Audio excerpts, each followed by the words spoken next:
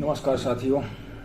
आज की हमारी जो कहानी है वो है घर बना खंडर। कहानी कुछ इस तरीके से है कि एक सेठ जी थे जिन्होंने अपनी पूरी जवानी, अपनी पूरी ज़िंदगी अपना काम धंधा, बिजनेस बढ़ाने में लगाए रखा।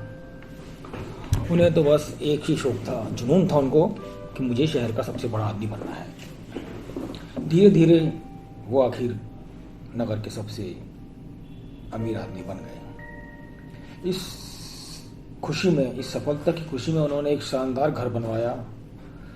गृह प्रवेश के दिन, जब गृह प्रवेश था, उन्होंने एक बहुत शानदार पार्टी का आयोजन किया। जब सारे मेहमान चले गए, पार्टी बड़ी ज़बरदस्त थी, पार्टी से आराम करके चले गए। जब सारे मेहमान चले गए तो वे भी अपने कमरे में सोने के लिए चल दिए।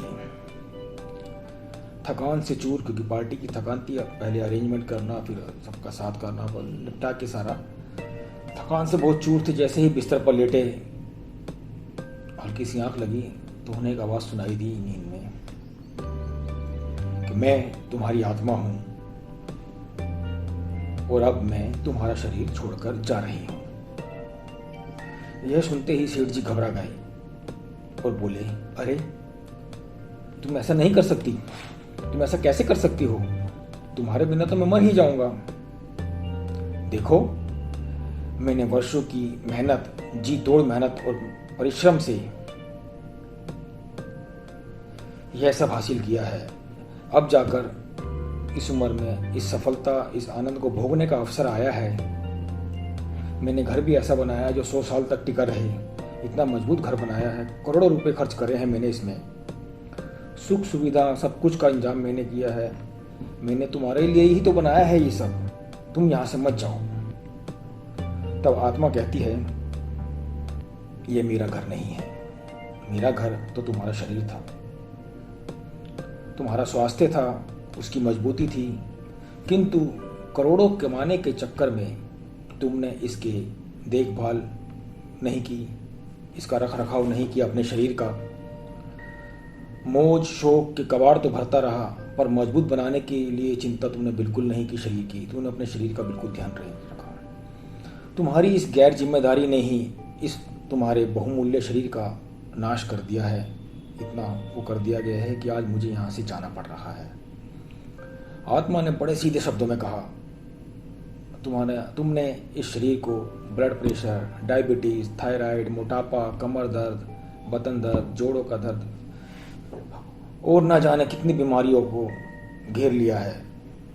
तुम ठीक से चल भी नहीं पाते हो, रात को तुम्हें नींद नहीं आती है, तुम्हारा दिल भी कमज़ोर हो गया है। टेंशन, तनाव, ना जाने कितनी बीमारियों का घर बन चुका है तुम्हारा ये शरीर। अब तुम ही बताओ, क्या तुम किसी ऐसी टूटी फूटी जर्जर खंडर इमारत में रहना चाहोगे जिसके चारों ओर कमज़ोर और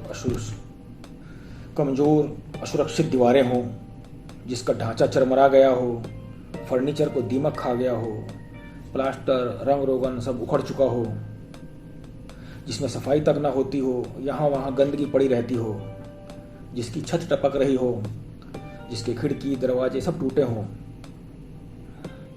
क्या रहना चाहोगे ऐसे घर में? नहीं रहना चाहोगे ना।